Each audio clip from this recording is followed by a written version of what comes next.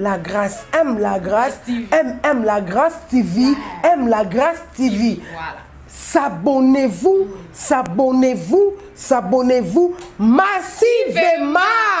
Awande masolo awande bana poto bazo pesela awande nyonso ezali. Bino batu bola nanga na minute oyo na chaîne na biso ya kitoko bino mo bomo ande ba bimisinga elengi na chaîne na biso aime la grâce TV chaîne moko kitoko ya makambo bien po bomo na ka makambo boye bomo na ba Samantha Mushi bomo na ba kingandi chaîne moso ezate chaîne moko kaka chaîne aime la grâce TV. Aime la grâce TV kitoko makasi ya musique na ngolaise ya kokufa. Eza ya kokufa. Zate awa ezande epongele. Omona mwana betaka musique na église mais betaka pe na orchestre mokili. Na Congo nazui félicitations, pesa vraiment félicitations parce que monde bana mingi bazo yembela Nzambe. Mais leko ezo déplorer nga ezali ke ba mingi bazo yembela Nzambe na bosolo te na bonzambe te. So na bibongo na yebiti na bibongo ba mingi bazo yembela Nzambe na bonzambe te. Bazo luka eloko nini moko pa sala bopo comme na succès sala boza na succès mbala moko. Vous comprendre? C'est ko luka succès mbala moko yango moni biso tozo poussa na âge. Bango bazo tika la bazo maboma. Bazo bazo kufa ka risque beaucoup avant bo tika biso na mekolo. C'est ko banani ba ko remplacer biso le biso tozo ate. Na pesi malimona ngana kolo mayele ngana kolo pebo moinyo sona kolo. Je crois moi parti na ko sala yango na banze zongi déjà bato musuzu ke ba comprendre que non Video le ça la différence makasi na ba niveau ndeti nini surtout awa na mboka o ngana vandi awa na Angola. Différence za makasi mingi na ke ole ba benga to benga bana bande ko wana ba musicien chrétien il faut to benga mamo ba musicien impoli chrétien. Boya bana quand même ya lelo ondima na batala na bango te. Tenani mwana ya talent oyo azana respect na ko accepter oyo. Mais soko oza mal éduqué oza na respecté na kotika la kondima yo te ata mokolo mote et puis yo oza na respecté. Nzembo zo yemba ya bato no ozanga bango respect. Ah ça c'était. Ah ben et puis ngana koma pe bayiba. Na bayimba ngo. Ndeti nani par exemple. Ayemba na yemba penza bango te. Bakombo yebite mais yebi ka ke nzembo oyo nzembo azo yemba nzembo na ngamba musu ba yebenga vieta mutu na azo pota nzembo na yo. Apota ngo bizu. Mwari komborera Afrika. Yakumaweja chama tudibia lelu wa kulomba luse maweja. Merci chers abonnés, fidèles téléspectateurs, vous qui nous suivez sur Aime la Grâce TV, nous vous disons soyez déjà le bienvenu et surtout vraiment très réconfortable de nous suivre sur notre chaîne Aime la Grâce TV à travers cette émission Plateau Merveille Mise la Grâce. Je ne suis pas toute seule aujourd'hui, je suis avec le patriarche Juppé Kabongo de Vox Day. Il vit actuellement ici à Luanda. Alors c'est lui notre invité du jour. Je dis merci à mon sponsor officiel, l'homme du moment, l'homme le très fort, l'homme du très fort, Zé Azaria Bapoma, le cœur de sa femme, le maître boss, lui qui nous soutient dans notre chaîne. Alors, Akapo, yom to simba image, côté biso déjà la catachan, to solana invité na biso du jour. Aïe, boa tarde. Boa tarde. Bonne santé. Ouais, santé ça bien. Surtout c'est pour toute la première fois que on a la chaîne Aime la Grâce TV, on a vu qu'on a déjà comme bon le patriarche Juppé Kabongo, mais bateau Rolando pour la toute première fois. Ni bako aurait été bien sur le patriarche Juppé Kabongo. Bon, Nazali Imoko, il y a leader, il y a orchestre Vox Day. Oyo bas pesabino gu ya kuyembela Nzambe. Le premier orchestre chrétien na Zaïre à l'époque, Congo démocratique aujourd'hui, et en Afrique. Nous sommes des pères de la musique chrétienne. Merci beaucoup. Donc, le père de la musique chrétienne,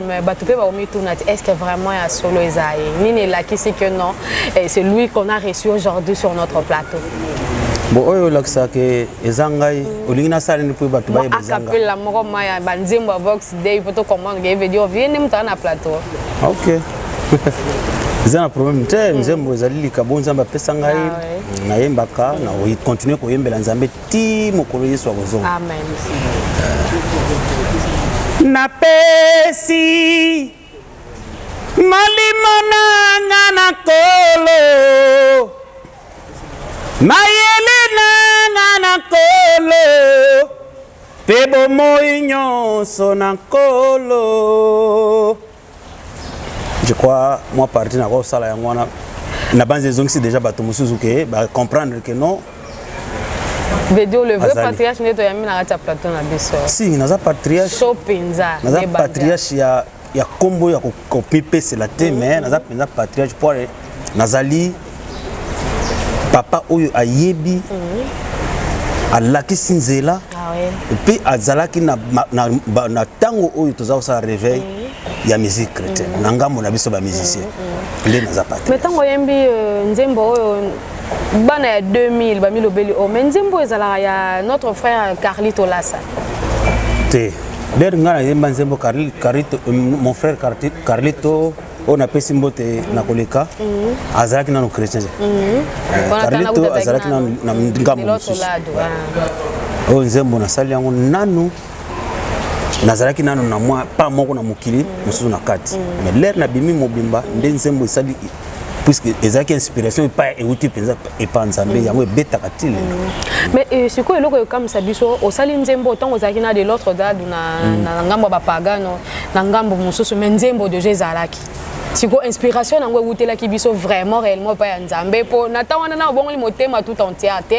et que oya vraiment comme pesa na kati ya elanga ya nkolo mais nzembo ezalaki déjà est-ce que inspiration nango vraiment ezalaki divine ou bezaki inspiration moko venant de tes pensées ou ben na ngambo pe mususu ya diabolo.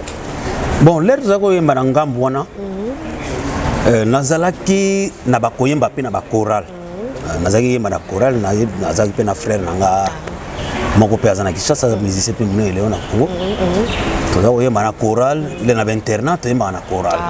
nde tozonga nazonga kini nde na kindi ko fréquenter orchestre je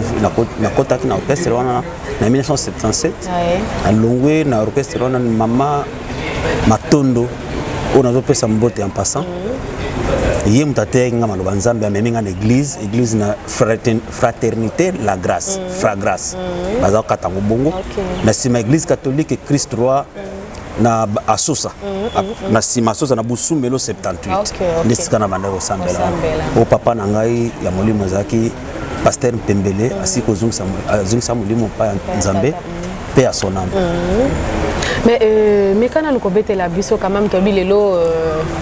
apparemment yo pe kam to tikali mingi na Vox Day mais alikuwa baninga no mususu ba kufi déjà tata auti ko benga bango mais betela biso moi li solo likanisi wana ya ko sala Vox Day e utake pa ya nani. OK ba na rectifier moi lo mo ba ndeko na biso ba kufi bazé belete ya Vox Day bo ba kufi ezali oya kufaki liboso za ndeko na biso Willy Kasigwa mon frère Willy Kasigwa que son âme repose en paix il y a même balé tamboté tu peux attiquer biso na mboka Bruxelles que son âme aussi repose en paix papa Charles Lesi papa Honoré Mbanda en tout cas que milimo na bango pe na kimia et pe ma vraiment na kimia orchestre Vox des actes de cancer papa Honoré Mbanda tellement papa Honoré alingaki makamanzambe mingi asalaki ke abeng pasteur Charles Lesi azana besoin de monter un groupe solide pour na musala nzambe yemoko sa apprendre soin na bango nde e salama ke pasteur Charles Lesi ayiko benga nazaki premier recruté orchestre Vox Day batich paye après na ba ndeko na katala ya komi pasteur na pesi mbote sikazali nde to ko sala orchestre na Vox Day nde na changement ya régime nde to ya connaître makambo to mona to connecta ki wana vraiment yakobetela ngo mpe na télévision te makambo tomonaki biso tomonaki yango bon na ndenge tokimaki toyei kose retrouver na bangola bozalaki promo butu mbie ndenge nini bon moto azalaki kokamba orchestre na biso Vox Day mokolo oyo moto azwaki visionnaire ya orchestre Vox Day ezalaki papa Honoré Ngbanda ye nde azalaki conseiller spécial en matière ya sécurité ya président de la République Mobutu Sese Seko nde na kombo wana nde biso moto tozalaki bavictime mpona komona makambo tomonaki bozalaki poursuivi bon tozalaki oyo tomonaki yango wana yango nazolinga nanga kotanga yango te puisque biso ozalaki biso bata politique non juste oui vous n'êtes pas de la politique mais moi obika clarité surtout ya bato balandaka biso bazalaka na mo bacurité belebele non il faut toyeba merveille faut otunaka yo otunaka yo mosu likolo faut okotaka na kati mpo toyebaka yango moningi na momitu de la avant poursuivi mingi kokotela na bandako kokanga biso souvent bon nzambe moto ayebaki oyo biso tozalaki na oyo bango baza koluka mpa na biso c'est tout siko bakanisi bino mpe bozalaki po Mobutu ntango régime ekei mais personnellement lere tozali pembeni ya moto oyo asalaka na Mobutu tokozalaka ndenge wana te tozalaka kuna te oye mais toza koyembela nzambe na biso na bato nyonso basengaki bazalaki na besoin apport ya Vox Day tosalaki yango na ndenge mosusu te tosalaki ya ndenge bango baza kosenga biso tobeta mpe na baplace oyo mosusu tokoka kobeta tobeti bato mpe babongoli motema bango mosusu baye mpa nzambe mosusu bakoma bapaster lelo na nzela ya mosala biso tosalela nzambe oyo nzambe atenda biso tosala donc seulement politique nde moto esalaki yo ke bokima bamboka bino nyonso bobimaka mpe bamosusu batikalaka moto atikalaka na Kinshasa Justin, pasteur Justin Aluma, on a payé mbote en passant. Na Willy Kasigo watika biso ya kufela ki à partir ya Kinshasa. D'abord on balika batika la bino pe boye. Mais tango komi awa na Angola malgré tout le balokwa exil d'autre part malgré exil na yo yaki ko sala awa na Angola autrement ki Angola ndeni est-ce que bato bayamba ki okutaki awa bayamba ki très bien ozaki négligé comment tu te sentais accueil na bango ezaki comment? En tout cas j'étais vraiment très bien accueilli na mboka Angola. Na kutaya bandeko na ngai Pizo papa Pizo kutaya na ndeko na ngai Dani Mbwiti bango bazalaki déjà ba précédent kinga na kutana ki pena patriarche Tambwetich awa na mboka. En tout cas paix à son âme vraiment avant qu'il ne mikili apoto tozalaki na yeto travailler ne pe misala mwa mingi na beta deux fois Sine Africa wana yasa kendeki bon nazaki vraiment très bien accueilli. Ozaki très bien accueilli mais tango obeti ba concert awa oyembaki banzembo nika ya Vox Day yumbezaki ba nouvelle chanson oyo ezalaki pe inspiré pa ya Nzambe oyaki kobeta awa ombezaki ka juste ba ancienne chanson obo salaki na baninga mususu ndo esalaki obeta awa. Bon, là na yaki awa bato bayeba nga penza te fallait bayeba nga na banzembo na po to sala ya kala no na beta ka banzembo na kala puisque sala yango nde identité. Ah oui.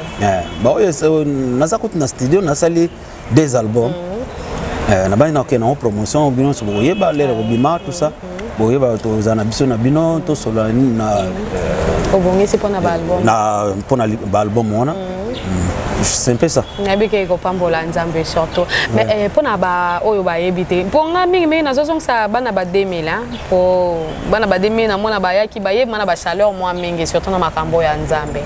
mais pona kozong sa image ya ba oyo bozalaki na Vox Day bozaki au nombre de combien na Vox Day tozaki nombre ya 14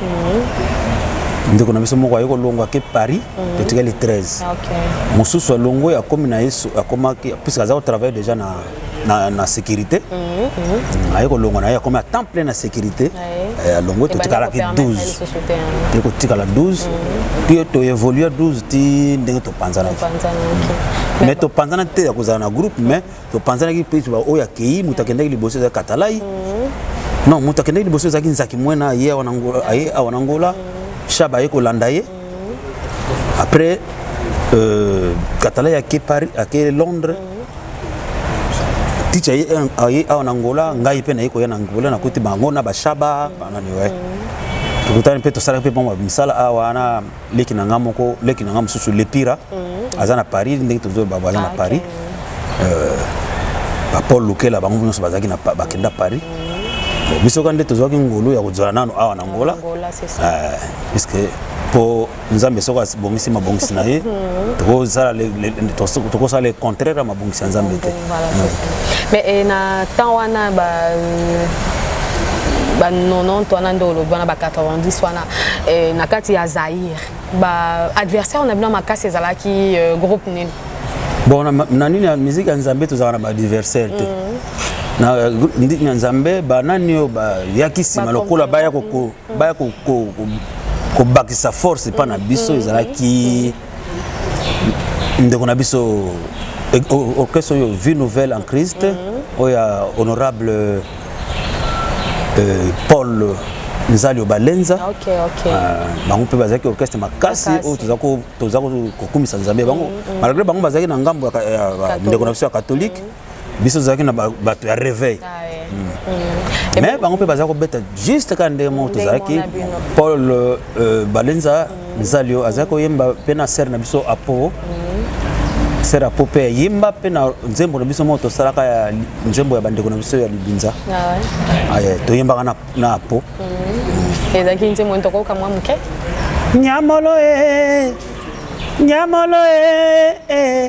nyamolo we mokonzi wa bio nzembo to yimba na po yango na biki soka yoki yango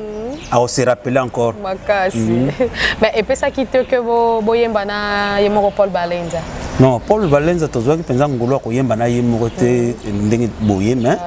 tozalaki tout le temps tozalaki vraiment na fréquentation mingi na ye puisque c'est notre frère tozalaki ko lingana mingi tozalaki na bolingo mingi entre biso na tozalaki na bolingo trop so tokutani quelque part tozalaka bien tozalaka vraiment très bien harmonie ezalaka vraiment donc bisika bolakisaka que non bozalaki mot de Dieu bana nzambe que lelo tout le monde a ba rancune eza ebele na musique chrétienne gospel mais kota la lelo musique niveau eza ko évoluer na kota la ndenge bino botambusaki musique lobby ezolobela yo nini balance nini okoko sala bien na stade nini okoko loba na biso différence ezali oui eza la différence makasi na ba niveau ndeti nini surtout awa na mboka o ngana vandi awa na Angola différence eza makasi mingi na ke ole ba benga to benga bana bande ko wana ba musicien chrétien il faut to benga mamo ba musicien impoli chrétien wow faut penser mon comme on puisque na yoki makambo belé na makambo ba place mingi bana wana bakenda osaya musala nzambe basaya musala ya nzambe convenablement te pona nini un musicien le bio un musicien chrétien olongo ko beta soko beta na église olongo na église oko beta la musicien moko ya mokili na mboka awa o beta na kuna après ozana na ba caricature na mutu ya kokanga basuki na mutu ya koche loko litoyi olati kata fumbo bango babenga wana bon les gens sens que ba benga au chrétien il faut ba benga ko kombonga na uto loba wana musicien chrétien poli te ba musicien mal éduqué chrétien na chrétien peut to baxi kana sou to baxi ba chrétien puis bango baloba baza ba chrétien aza to ko benga bango un musicien mal éduqué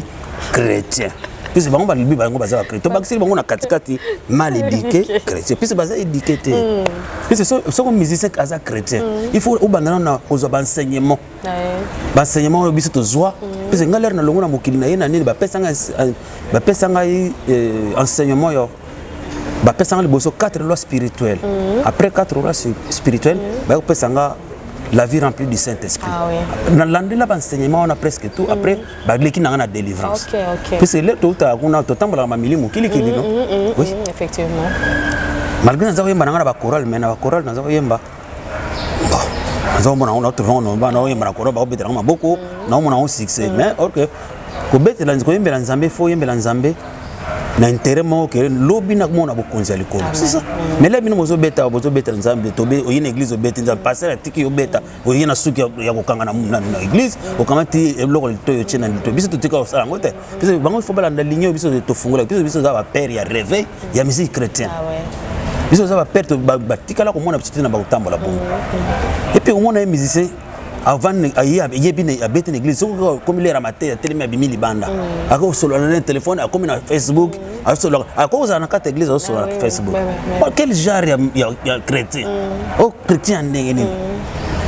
on ne peut jamais admettre. Et puis Bible tanga te méditation que tu as écouté. Ye attaque Bible ngo yebo tanga ba verset. Tout les versets Jean 3:16 le buni na yebi am. Alors on nous a déploré plus na ba jeune chrétien talent oyo mona lelo na monde ya musique gospel surtout bito to touché na kubandana na ndenge ya Congo avant to ya na ndenge ya Angola parce que Angola lelo e komi mboka na yo mais na bisika oyo utaki na Congo tango zotala ba jeune talent bazoya lelo ezolobelo nini na forme na bango ya ko sala musique. Bon na Congo na zui félicitations puis c'est la monde bana mingi bazoyembela nzambe mais leko zo déplorer nga ezalike ba mingi bazoyembela nzambe na bosolo te na bonzambe te so na bibongo na yebitina na bibongo ba mingi bazoyembela nzambe na bonzambe te bazoluka eloko nini moko pa sala bopo comme na succès sala boza na succès mbala moko vous comprendre c'est que koluka succès mbala moko yango moni biso tozo poussa na âge bango bazo tika la bazo maboma bazo kufa risque beaucoup avant botika biso na mekolo c'est que banani ba ko remplacer biso le biso tozo ate c'est ça comme problème yango na comme ndé yango na zamingi mais c'est que personnellement bango faut pas ça l'effort koluka nzambe na solo pote bango bazo yemba kitoko bozo sa musala nzambe bien mais bozo la ngona avec sainteté bozo la ngona avec amour nzambe aza amour to sala ngo avec amour bozo la ngona avec amour nzambe akoyoka bino eza ko ate mukola suko komi ni nzambe abi longwa musika na ngai na yebi yote ça passe mais après bino tango bino boye na bino bopanzani nde bopanzana ki wana mais na niveau ya Congo kotala vraiment banani o bazui idole na bino bazui vraiment balolenge na bino ya ko yembela nzambe na ndenge ya ba droitier ba principe bino botambola ki nango kotala musique ya lelo groupe nini ou soit orchestre nini oyo koki ko jeter ba fleur ozomona pena na ligne na bino bango nde bazui ligne wana bon nazo jeter ba fleur mais il n'a pas évangéliste de Ningonde et pas il y a José Nzita Henri Papa pasteur Henri Papa nazo jeter ba fleur mingi na pa na bango bon na pasteur Moïse Mbie en tout cas na mona na frère nanga Patrice Mobiai si bango bazo yembela nzambe avec ba droitier o nzambe azotala ke bazo isaila bon bango yango alors quand le pasteur Atoms oui pasteur Atoms oui na ye lokola pis na bosani kombo na bazai dele bazamwa mingi ba kombo pis na tali petawa tuzara la penza en contact na bango na Frank Moulaja malgré mikolo na moni yesu na zo moni yesu te mais azongela ko ndeko nanga azongela ko zongela to ninga banzembo sala ka ba français on essaie biso bien maka c'est comme ça na ba mozindo ba priya alors na ngambo ya Angola kotala ba mo musique niveau ezoko évoluer Angola za musique te aba Angola za musique te pa na félicitaka mingi mwana ngai Sophie Irma Sophia na moni mwana mususu ya zomata mikolo yo nani Elisette do Deus aye mise moko fogo do espírito nani mususu je crois on a yebi penza bango na couple moko bazaki ya bona bosande kombo na couple yango na hipite beaucoup idenga ser mo azaki na kota mwana mobile na yemba pe bien te Blaise wana se baka wana Blaise akoma pasteur Blaise akoma na vie mususu Karine pa kenda na vie mususu bazaki nanu l'air bazaki ensemble bango bako rater na kambo na oloba na la sikoyo baza écarté parce que ils se sont déjà séparés si mais kota la lobe awa musique ezate bon awa musique ezate awa ezande epongele nde lobi susu nini boye pai awa nde epongele ebombisika babombaka babombani na wazopema na mabe omonaka mwana abetaka musique na église mais abetaka pe na orchestre ya mokili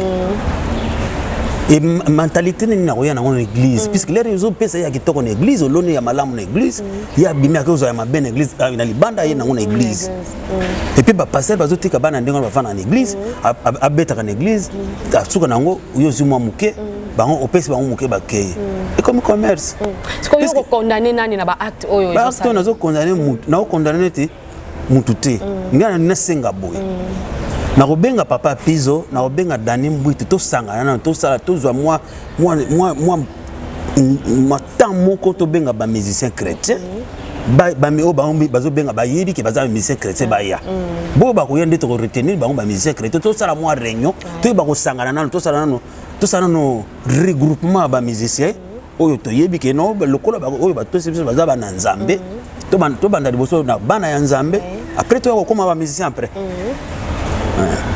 Soto sangani na to benga réunion wana il faut réunion salam na papa na biso Zizi photo solo pe na ye ba to benga na bana wana to meko ye lokola ibana mwa ba jeune talent abengi la biso bango ba ya to zana to pesa bango o biso zana ngo pour c'est tout temps mwa musala ya musique na Angola eza ya kokufa c'est que juste pour na manque ya bonne éducation tezo sala que musique kufa eza éducation mbezaka que eloro musu soit pas manque ya bonne éducation eza ba mauvaise éducation bazana ngo puisque mission c'est to bote bana na tabiso beto to bote na ba famille na ba parents tozala ki na ba éducation ba parents baza opesa biso siko éducation epesa mate siko éducation epesa mama be mona okenda ngo na ndenga mabe mais siko éducation epesa maka bien mona ozala pe bien ozala éduqué ozala ko luka ke alaksa nyoso yazwa pa ba parents na ye na ya bien et pas ya ba to bet mikolo bazo tinga ko kamba ye oui mais na batan oyo oza awa na Angola mwana nini o aza de jeune talent ayeli boso na yo o encadrer na carrière na ye ninga zo mi bakimaka bakimaka pourquoi bakimaka na yebite bango babangaka et donc bando ya nanu mwana ya te liboso na yo ya mususu no papa bon banda na ya awa muntu akoto ya kanga mingi ezaka tuse mwaka kaka yeka mutinda lukanga ah ben tuse mwaka mutalukanga yeka mutalukanga na zaka mwana mususu te no moni mutite ayeko lukanga yo papa na ngina sala ba misito kutana mwa nzela kaka bukota na nzela lokola ya koleka na boye papa ngana lukanga na ye pa na yo na lukana sa boye na ya omeka kwa encadrer opesa ye numéro ti opesa numéro abenga te bonga na koza sima na bango te pona landa bango kwa pesa encadrement mutu aluka lobiko ayaka pa munga docteur c'est effectivement mais d'autre part meka pe ko kolela que non papa Kabongo il est un peu orgueilleux moi le fundo akibaluba izakati na ye est-ce que c'est vrai ngaza pa lo lendo te so na zaki lo lendo na ye na mission na bien tetane na zali ouais na mission na bien non lelo ezaki surprise surtout ya vie na bo surprendre ngai bo benga ko benga bo surprendre nga bo nazaki nanga kutu na makambo nanga zo sala mais na ye so nazaki orgueil nanga na psebe no yate bo lulenga mutu na bo kasite ya vie nanga Carlos editif mutazaki Carlos aza pire petit nanga yebi na ye ayebi ke no so na bengi via boya te na ya puisque eza loko to sala pe to mona na pe moi bato ba yeba ke non ba yeba pe place nazali puis na Congo ba yeba ke na yeba place nazali ah ouais kala penza mikolo 14 ans c'est un peu beaucoup ai mais babi oboya bana quand même ya lelo ondima na batala na bango te nani mwana ya talent oyo azana respect na ko accepter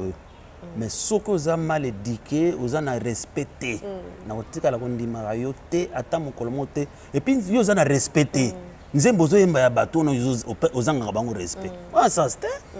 ah ben et ngana koma pe bayiba na bayemba bango ndeti nani par exemple ayemba na yeba penza bango te bakombo yebi te mais ka ke nzembo oyo nzembo azoyemba eza nzembo nanga ba musu ba yebenga vieta mutu na azopota nzembo na yo apota ngo vie nzembo nini oyo deja ya yo bato bayibaka oyo okoki kolandela bango mpo babi mikolo oyo système ya droit d'auteur faut ofutela awa soko lobi bofutisa bango nzembo okomi ndokiti mais okomposaka na yo te me koyembayemba ya bato kaka okoma otambola no maboko na poche ndele ya yo sala yo mpe bayemba te bon nzembo bango ezalaka oyo bango bayembaka mingi ezalaka mwari komborera mwari komborera mwari komborera Afrika yakwe yakumaweja chama tudibia leluwa kulomba luse yakwe maweja nasuki wana oboyi bayiba lisusu bayiba kala est-ce que bainterpreta yango mpe bien ntango bayiba bango bayemba ngo mabe muso oyemba ngo azoyemba na kimbala muso azoyemba ngo azoyemba na kisuku oke za nzembo chiluba yo yemba ozoyemba oyibi no mundo ngo tozoyemba ko finga bato nakata nzembo ti yemba loko yo yebi oyoka ngo yebi yango o maîtriser yango so maîtriser lo to yemba kindoki oh yo kanso zo kumisa nzambe zo finga bon pena na niveau na qualité na yo ko finga nzambe ti nzembo na yembi nalobi maloba pise maloba eza ya chiluba mais muyaka azoyemba ngo yebi munoko te voyez ce qui est mauvais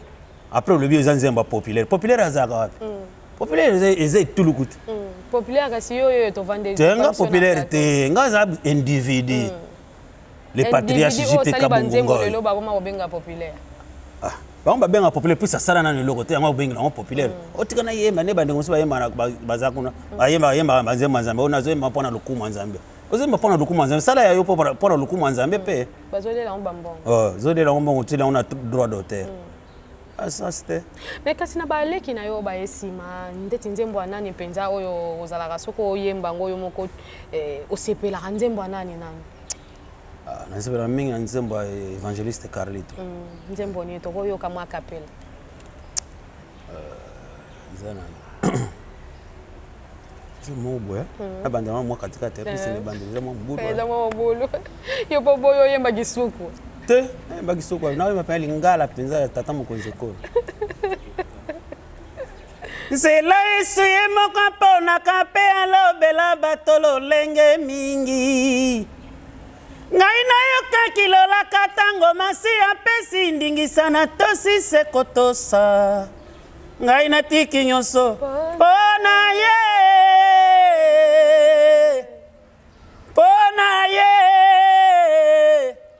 naboya kobima na butu mpona ye nasuki wana wow anabi mai moko Evangeliste Carlito la saso ayo kyango azala ma emi akosepela makasi on a za frère na ngai na pese mbote en passant papa Carlito apa ye oza soso na fanya ya mwana na mo te boya kotala azana bomo ye Yesu kolo Yesu elongolinga soni Masia Yesu akabelinga bomoye. Wow. Mais vina ajo komi nango 63 ans. Voix ezo bungate, ezo continuer ka ko s'embellir, mais finalement c'est créno penini. Merveille na ebisa yo nzambe azaka malamu. Nzambe soka pesi yo likabo. Eza pasi po abotola ngo.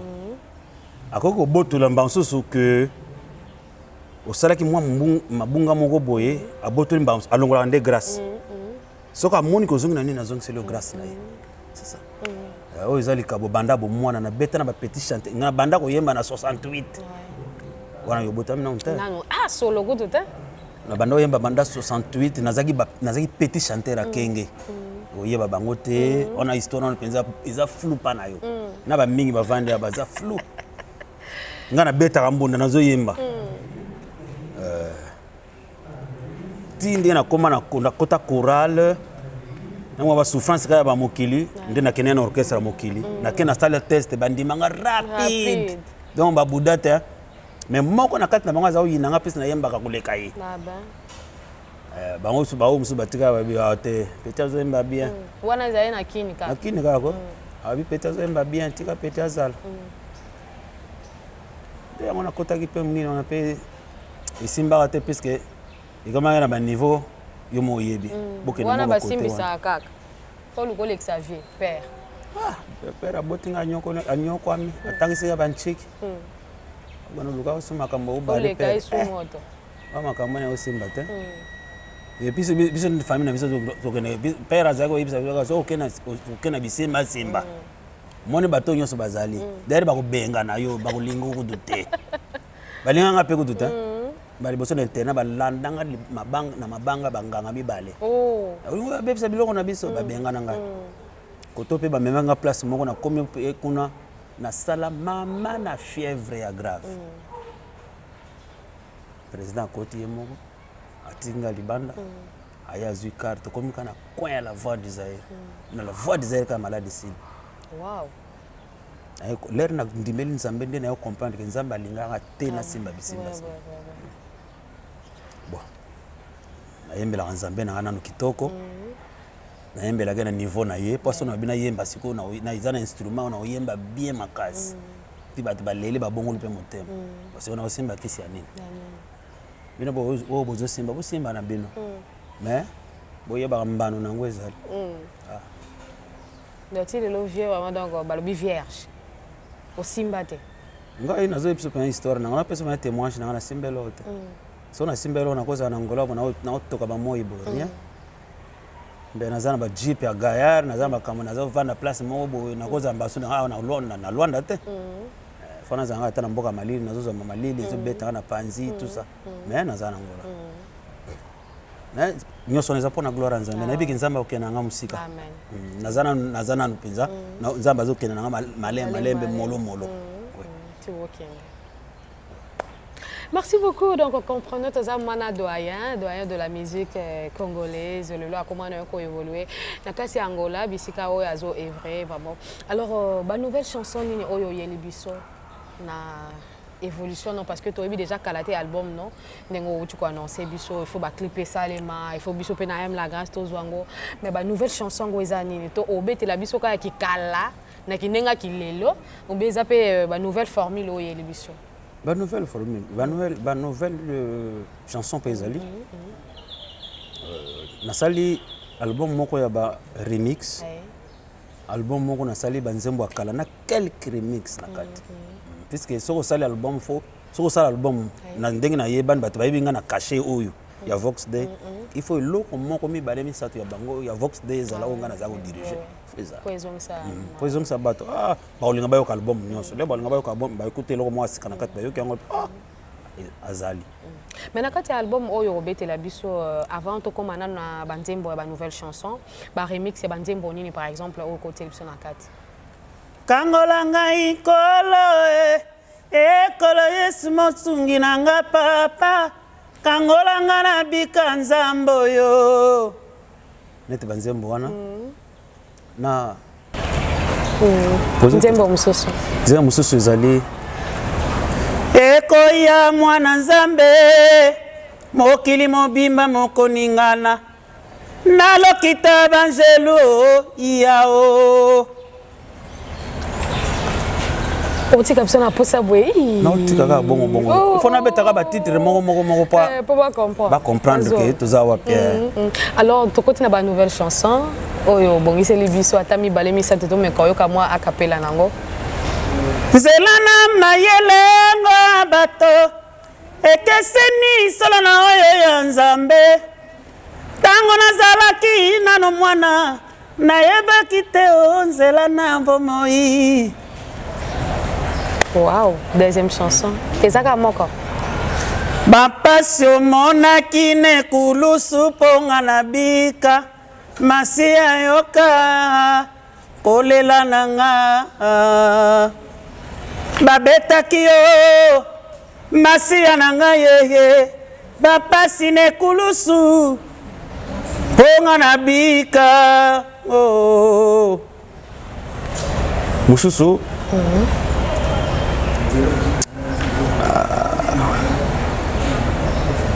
sango ya kozonga na Yesu kukamwisa awa pena mokili mobimba konyo kwa mekozala okota na mai liwa ezalite omi tia tambeli ndeko yo okokufa te kosambisa meza likoya na mokili pe Yesu akoya kokamata baoyo ya ye. Amen. Wow. Vraiment une très belle chanson na bike ba na nzambe ma to pambola manango na mutema moko na bike matozi lango. Mais na banzembo yo moka oyembi ou bien na bande kwa vox do yo kokuta awa ba kochape ba. Yo za banzembo na sali mikolo yo, na sali mikolo yo. Moya otindela bango na te na za makokite. Ah ouais. Puisque yo bike na Angola ba producteur bazarate. Angola ba producteur bazate ka ba soit disant ba producteur mais ozana na rien olingo za producteur. Ozana na rien ozana ndala na mutu na sima ona za producteur na ozana eloko te. Ozana kana mo eloko tsoko nini moko ya bato iskroka olingo comme producteur. Wow. Ah maladi. Et so kuta na bato ndengwana? Bazala kina bango moko to yokani te na epsi. Tata tika nayo. Vana okana sala ka musalo sala wana ya nini ya? Tika ngana sala nini nganga moko pesa za banzemu ngamo na composer. Za yote. Yokuto yibo yemba te. So ba bete le do ko yemba na yote me olingo comme producteur. Oh. Oh, do yemo pa yemba. Ayepe na ayebe loko te. Ata do betele do ko yoka yembe na mi-dièse. Ebo yemba te. Eh dire maman musique a un peu de souffrance. Mutanyo kwa mpenza zi banzembo na ye aye na bandi na bandi studio na ye mo yo ye ona za producteur. Okoka. Oh na kokoka. Okoka penza na kokoka. Tokomi na suka nini? Opa ozo ata mbongo pambo pesa na ba petio bazaki kwa accompagner ozo koka te. Ona koti combien? Koti combien de mains aux producteurs? Non, man c'est on koti combien? Producteur la koti combien? Akokota si album baby. Album obimana na ufele. Après okoti so album etekami. Album ya yo kakati. Opesi pe mbongo na studio te. Pour ma passer souffrance. Alors message vraiment na ba ndeko bazana poser musuba soutenir talent kitoko zanango musala munene surtout oyo nkolo apesi yo na kati elanga na ye soko zana posa ya soutien message nini opesa et pas ya ba fan nyonso ya Vox Day oyo balingaki musala o sala na Congo lelo so balantiyo. Bon message nanga ezaka keno nazali ngai wabino ndeko le patriarche JP Kabungu Ngoi nazali na mongongo boyebi wana eza nango ka ndenge ezalaka pe mati pe su mwanda nazosa misala nasali misala pe na studio o amunike akosunganga na musala oyo po musala nzambe ikoko kufa bongo te aya ko tcha maboko na musala oyo tomeka ko pusa ngo su liboso ekende su liboso ikola lisusu nazana Angola bientôt fona bi Kinshasa nakana pe ko sala mwa promo nakana sa promotion kuna Kinshasa na ebi kenzamba osunganga parce que nzamba tika ba oya yete quoi nzamba tika ba oya yete osunganga na okomarkin na kuta na pena bateau ba ko sala ko promouvoir musala oyo ekende liboso na okumisa nzambe makasi. Mais question moko vraiment to que to tebe tozo chuter na biso mais question moko oyo bande kopé ba koluka koyeba to mona ki évangéliste de Ningonda azala ki to ucho mona pe évangéliste Moïse Matuta azala ki bazaki bana oyo ya musique ba yaki na sima na bino mais ba yaki awa na Angola bakangama ki surtout pe na confinement est-ce que papa ozo ki tan kokuta na bana to bana baluka ki ba papa tongo ba yaki awa nga zaki uzala chaque jour na évangéliste de Ningonda zaki na Celestine. Ah oui. Azakuzana chaque jour. Chaque jour tozakuzana ye tutumbula na kapisi azande kuna tozaka mwa saka mwa bavantine na biso mbale ya bana na Nzambe kaka. Ba sansa imo. Azako yamba so na yebo ya na yebise de yoza muzombo basafu ezali. Ote basafu ezali atoxi safu tolina biso basafu tovane na kovanda sabango pe journée bazako vanda hotel moko na Bishop John Shinaidero utakufa paix à son âme tokundake na Benfica. Bon l'air avant Bishop akufa ya mikendelaki na kin tozaoza mingi na nini na o mde comme ça solubi na yebaki place azakite na yebaki vraiment place azakite mais quand même ndeko deni na yebi tongo wazalaki na Celestine surtout répétant ya ko sala ne entreviste mais est-ce que na banzembo oya obongisa wana album atata otiaki ata voice te ata moi bon mo boete na album a mwana na yo bon ngai babanga ngai na bat mingi na album babanga ngai babanga on a cha voix na ngai puisque eza voix moko unique na baka eza unique pour na mboka na biso eza pena bande comme ça ba musicien mokili balobela pour na ngai balobaka pour na ngai eza voix moko oyo Nzambe likabo Nzambe apesanga pinza pour na mawana ye apesanga voix na mais ba mingi penza ba soso na niveau deni ayembelaka na niveau na ngai eza na embasu ko balana te parce que ngana ko za ba suli kolo ya tikali na se na ko za boye ya tikali na se bon eza na moi concordance te quoi yango moyen invité yo yemba na album na eza bon ndenga sala ki album na o moni mutu na mutu ndenga sala composition na eza ndeni ayembi eloko na ye azoyemba eloko na ye na ndenge ya bongisaki yango asala ndenge asengelaki asala so alobi akotisa moto mosusu na kati ekozala basusu BBC tempo to nini BBC nini am ya nzembo na ye pesa mais omoni no yango mabe te te eza mabe te nga nazaka nanga bato babengaka ngai ya nayaka na studio ya zizi awa bato babengaka ngai na koyemba nayaka na ngai baoyo baza bajeune talent mosusu oyo bazaka na barespect ebele babengaka ngai na yako bete toyemba na nga nayembi na ngai ata mwa couplet moko yembi bon sibi.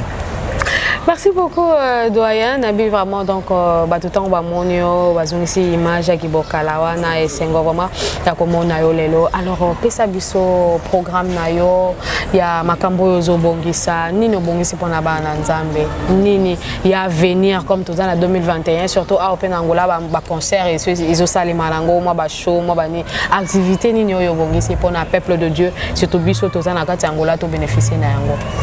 Bon avant na bimanakin na bongisi na okende Lubango après Lubango na okende wako kungu pona misala kaka après wako kungu na okende Bengela na wako kungu na ozala pa pasteur Camille ya Monte Carmel na leki na ngai mwana ngai Thomas Biayu bazana kwa kungu bango bazo organiser quelque chose na sala kuna. Après na ozonga Bengela pa pasteur mo ba pasteur ba yokani ba sola ki pa na kende osala musana Bengela so na zongi kuna na concert moko munene na osala awa après concert wana fin juin na kin na kin na kende pa ya pasteur Blaise Ngoma na PC Mbote en passant yende to osala mo ba misala ebele ba pasteur pe baza ebele Albert Alba on pesa nga azozela penga pona misala na Bishop Israel azaka na Lubumbashi yepe azozela ngama musala kuna na banze na usala mwa misala ebele na Kinshasa. Mais pourquoi vendre no kana Kinshasa te o evre kuna ozongisa moi image Vox Day lo ba na pe bele baza pe kuna o vendre vraiment na usala mwa temps ebele na Kinshasa parce que faut na zongisa penza Vox Day ko kufa ndenge wana te faut na zongisa pe musala ndenge tozalaki ndenge ata ekozonga ndenge ezalaki te mais il veut que c'est zalaka parce que il faut référence ça référence il fait ça là ça peut moi école de musique moi école de formation hein parce que bana mingi bazo bimalelo bazo dérouter puis ba écouter eloko te faut ba kota quand même ligné moko ndenge bato batambola na c'est ça. Merci beaucoup, le plaisir était pour nous vraiment ya kozala surtout na kati ya plateau na biso mais le patriarche to komi vraiment na suka numéro de contact na yo na ba onyo so ba ko luka ba soutenir yo ba ti ata mokolo tonga na bengaka na kati ya œuvre oyo ozango ya album Isa Kalate vraiment na Saïda officiel alors numéro de téléphone moyen de contact nini ba kozwa yo même sur réseaux sociaux kombo beta po ba luka yo ba koka un peu ko bakisa moi quelque chose na libenga ozango. Bon nazana ba contact mi balé moko eza le WhatsApp ezo lekate moko nde ezo leka nazana plus 244 923 834 515 wana nde naza eza na WhatsApp plus 244 923 834 515 yami balé ezali plus 244 938 690 588 244 938 690 588 wana so babinga bakozwa ngai bazwa nga moko na pesa te naza na secrétaire te yambelanga pesa nga mutu te na kema pe mutu te naza na nyongwa mutu te non em chose na madame pembeni mtayambela ko pe téléphone te nga na ngola na madame te za madame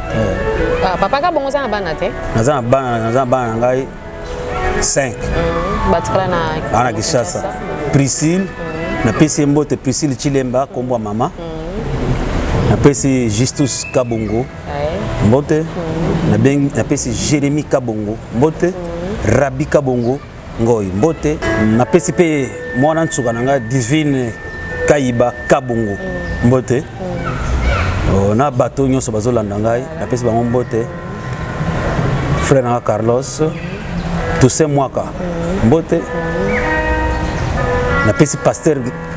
Blaise Ngoma mbote pasteur Albert mbote trop Zizi plein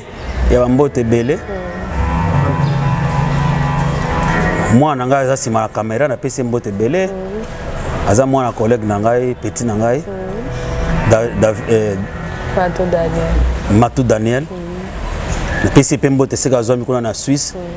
sala mabondeli nazala kuna vraiment tokutana kuna tobeta bandule makasi.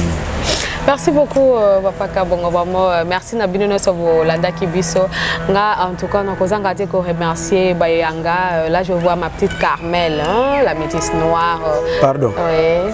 na bossa no pesa maman merveille mbote kwa sainga grâce à ben singa na émission na ye malgré zaki brisque zamba pa molombo amen papa na yambi ma kombo nini za aime la grâce TV kitoko makasi aime la ngolo. Merci beaucoup, là je dis merci à la petite sœur Carmel, la métisse noire, un gros bisou. Ta grande sœur t'aime beaucoup. On a le casseau de la famille Ismaël Miezi. Et bongo, Nabosana, yo Pisanga force, mon vrai Godard Eliko, le vrai Parisien. Merci. Nabola Monozo Salabiso et Namoni Bongo Alexis Yamamoto, l'homme de chaleur, l'homme des Baibinga Plan. Tous a toujours ensemble dans le système qu'il y a et certes mon vieux Zalaka wana qui ma petite sœur na yote na moni pe bongo kizo archi pour la nité oyo babenga kana kombo ya moke Christopher donc zala toujours wana mon coéquipier merci na akapro ya pesa biso image kitoko na bosani pete babi edit TV pe akapro toujours na ozela yo akapro comment ande ki maingai EDTV, vous tapez ça peu force, tous allez qui m'ont longo, na Carlos EDTV, merci pour notre soutien, nous sommes infiniment reconnaissantes. Aime la grâce TV, hein, et lingi au PMG. Alors bon s'abonner massivement à la chaîne Nabiso et ça c'est au plaisir. Ngaina papa, le patriarche, je peux Kabongo, te bisbino au revoir. Ciao ciao. Ciao.